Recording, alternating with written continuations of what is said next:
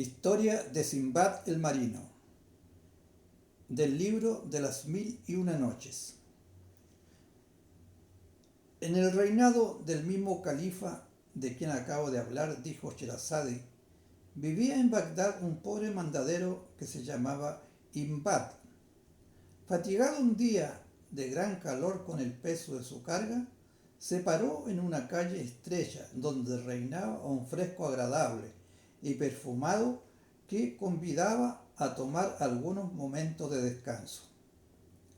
Sentóse junto a un gran edificio en el que se celebraba sin duda algún festín, a juzgar por los instrumentos músicos que se oían en unión de ese ruido especial que produce siempre la alegría de los convidados. Quiso el buen mandadero averiguar lo que hubiese, y dirigiéndose a uno de los criados que estaban en el pórtico, le preguntó el nombre del dueño de la casa. «¿Es posible», exclamó el criado, «que vos, vecino de Bagdad, ignoréis que vive aquí en este palacio el célebre Simbad el Marino, ese famoso viajero que ha recorrido todos los mares que alumbra el sol?» El mandadero había oído, en efecto, hablar de la opulencia del señor Simbad y no pudo prescindir de comparar las riquezas y el bienestar de éste con la miseria que él se veía reducido a los afanes que le costaba el mantener a su numerosa familia.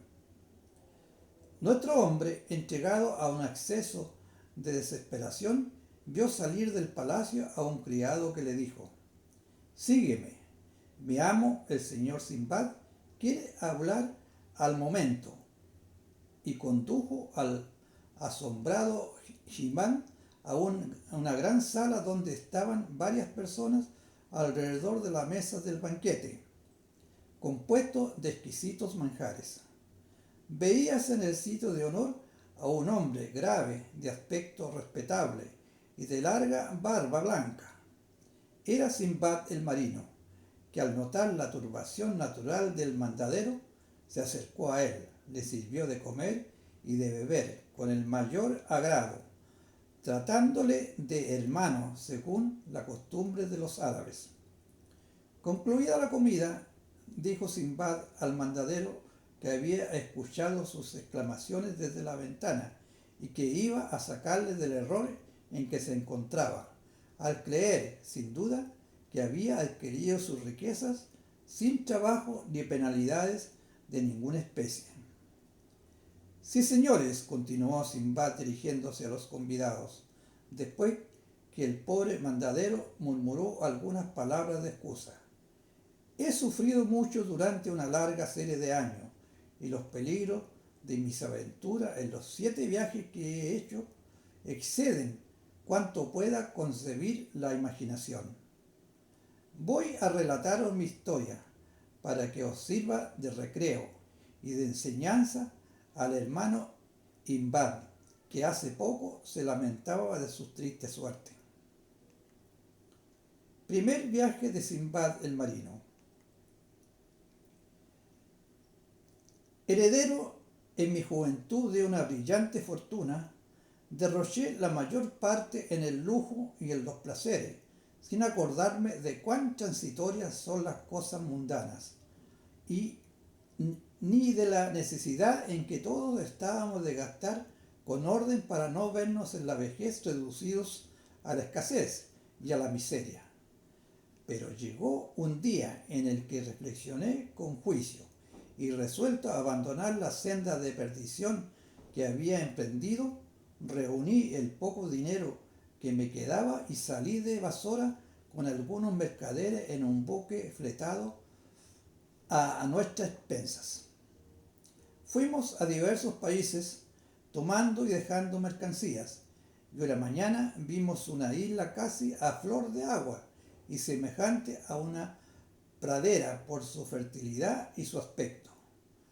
4 pasajeros desembarcamos para comer y beber en tierra, libres del balanceo del barco, cuando la isla tembló de repente con ruda y violenta sacudida. Nos gritaron de a bordo que estábamos sobre el vientre de una ballena, y cada cual se salvó como pudo, uno a nado y otros en chalupa, dejándome a mí sobre el monstruoso animal, que a poco se hundió en el abismo de los mares. Me así a un pedazo de madera que habíamos llevado para hacer fuego y vi con dolor que el buque se alejaba a toda vela, creyéndome muerto. 2 días estuve a merced de las olas en la situación más angustiosa del mundo, hasta que las aguas mismas me arrojaron a una isla de pintoresca apariencia.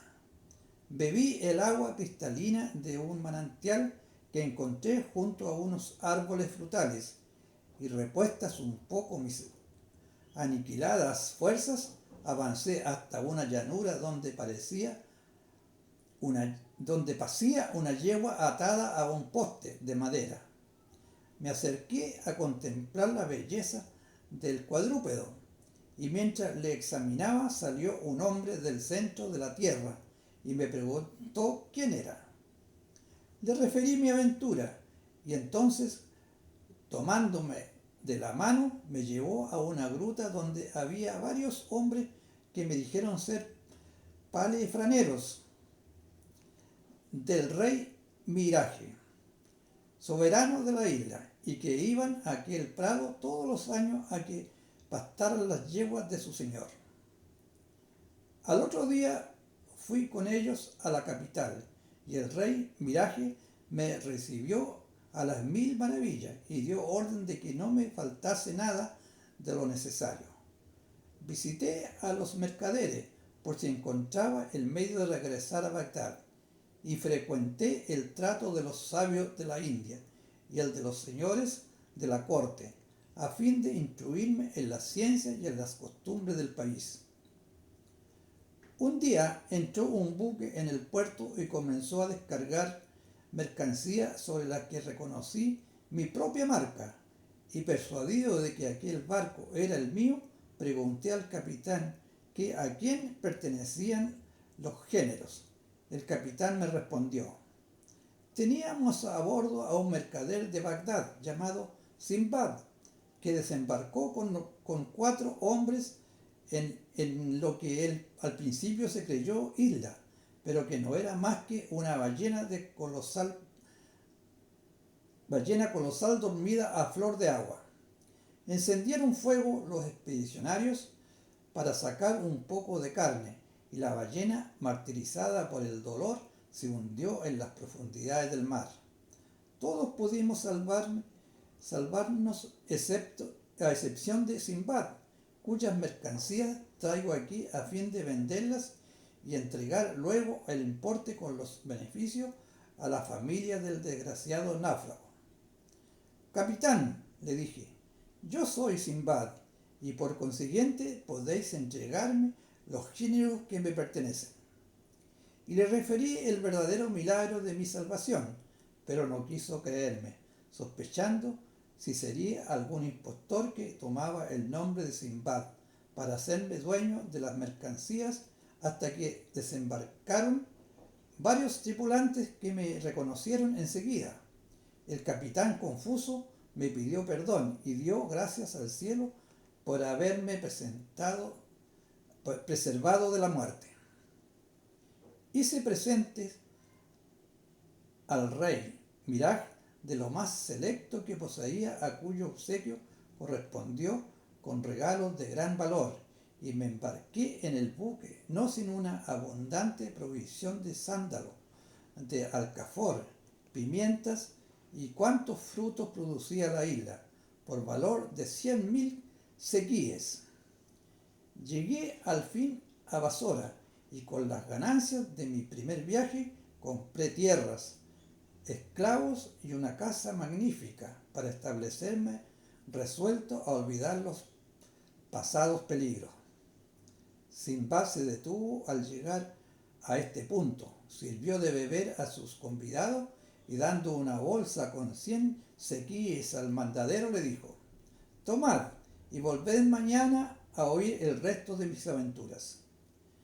Lleno de gozo, el pobre Imad dio aquella suma a su familia y al siguiente día fue puntualmente a la cita del ilustre viajero, quien terminada la comida habló en estos términos. Fin del primer viaje. Historia de Simbad el Marino. Segundo viaje.